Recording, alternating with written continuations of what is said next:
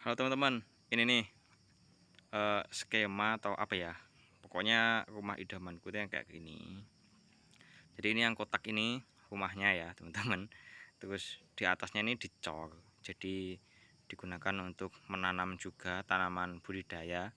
Tanaman budidaya itu yang bisa dimakan pokoknya intinya ya, terlepas sayur ataupun buah. Terus gitu. Nah, terus di samping-sampingnya ini ada pohon yang gede-gede yang akarnya itu nyampe ke tanah 2 lam ya. Terus sumurnya ini di sekitar pohon yang gede-gede ini. Jadi insya Allah dia akan lebih steril teman-teman. Ininya apa airnya ya bagus.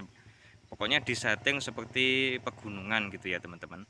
Jadi ini sebenarnya ini kan kertasnya masih kosong. Nah ini sebenarnya gambarnya itu mau intinya adalah dikasih tanaman yang banyak. Ini buah apa ini? Ya yes, pokoknya itulah buah durian kali ya gambarnya ya.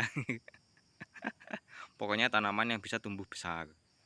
Terus ini mobilnya lewat depan, tapi jadi ini di depan rumah atau jalan masuknya yang ada bisa buat mobil ini juga ada pohonnya teman-teman. Pokoknya tapi aku nggak terlalu pintar gambar ya. Tapi pokoknya itu full pohon gitu loh. Sampai di depan apa di atas rumah itu juga pohon. Pokoknya semuanya serba pohon. Jadi kalau dilihat dari atas itu kayak nggak ada rumah gitu. Jadi nggak ada atapnya. Cuma kotak, cuma ya kotak itu aja. Kotak yang penting kuat buat menopang gitu.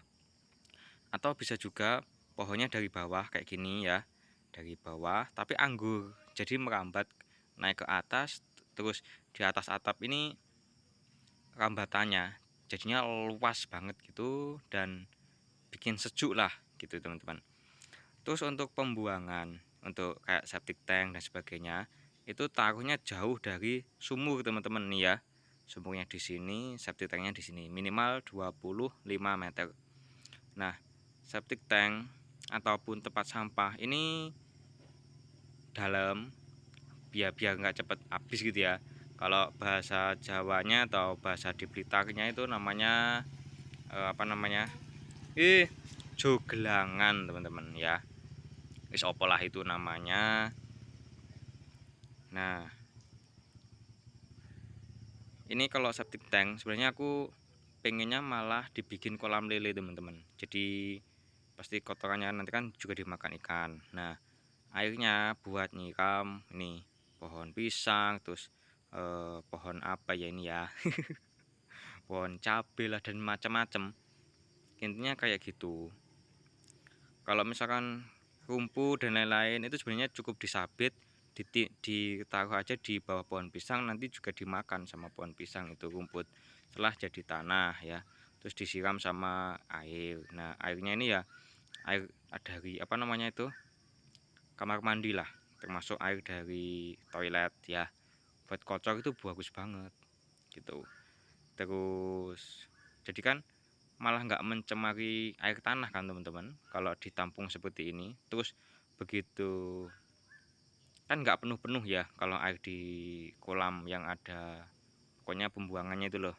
Kalau jijik sama ikannya ya nggak usah dimakan, ikannya dibiarin gitu aja biar hidup gitu aja, biar nggak ada jentik nyamuk, biar nggak ada kotoran gitu. Jadi nggak akan pernah penuh ya teman-teman ya, karena kan paling kita mandi cuma berapa liter sih kalau sekeluarga ada 4 orang, paling kalau misalkan 20 liter ya sekali mandi. 4 orang paling cuma seharinya ya mandi kan 2 kali minimal, paling berapa kali cuma 20 kali 4 80 kali ini 100, ya 200 liter lah ketambahan sama air cucian piring dan lain-lain ya, 250 lah sama air ini ya buat nyuci pakaian dan lain sebagainya. Nah itu 200 liter itu dikit teman-teman, kalau teman-teman cibuk gitu buat di kocokan ke pisang dan lain sebagainya itu dikit banget. Jadi meskipun ada apa ya busa, air busa itu sebenarnya disiramkan ke pohon yang gede itu nggak masalah loh teman-teman.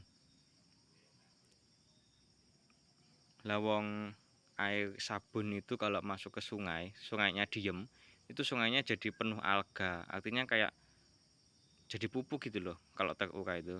kan ada nitratnya ya kalau nggak salah ya, gini. Nah kayak gini nih, ini kayak gitu. Nah terus tambahan nih teman-teman, air lindi ya kayak gini. Ya wis lah, itu aja dulu teman-teman, makasih.